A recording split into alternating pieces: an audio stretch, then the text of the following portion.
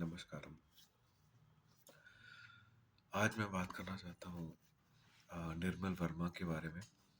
ये एक बहुत मशहूर हिंदी के साहित्यकार हुए हैं जिनका जन्म शिमला में हुआ था।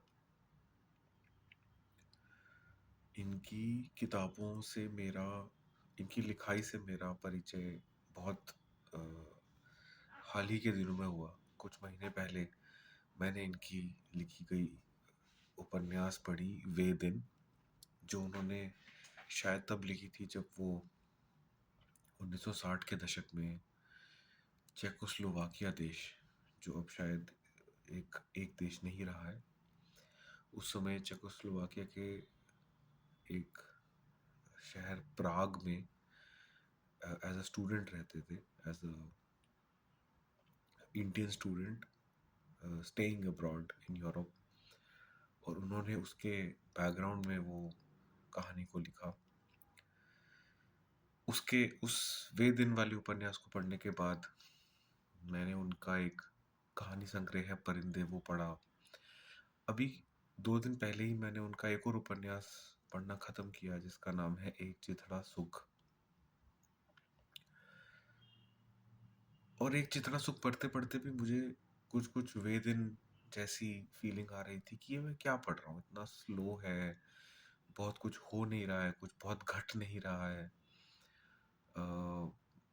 कई पन्ने तो ऐसे गुजर जाते हैं जिसमें कोई किसी से कुछ कह भी नहीं रहा है। ज़्यादातर कहानी जो भी पात्र हैं उस उपन्यास के या कहानी की, उनके मन में चल रही है, उनके भीतर चल रही है।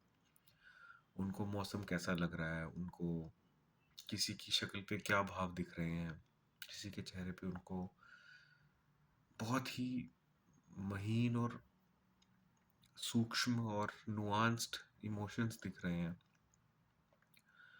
बीच बीच में मैं भी सोचता था इतने ध्यान से कौन किसी का चेहरा देखता है। और नावल पढ़ते पढ़ते मैं सोच रहा था कि बस अब मैं निर्मल वर्मा को और नहीं पढ़ूंगा, ये बस हो गया काफ़ी। जैसे ही नावल ख़त्म हुई, जैसे वो उपन्यास मैंने पढ़ना ख़त्म किया, वही काफ़ी हद तक वैसा ही एहसास हुआ जैसा वे दिन पढ़ने के बाद हुआ था। वो जो इमोशन, वो जो भाव, वो जो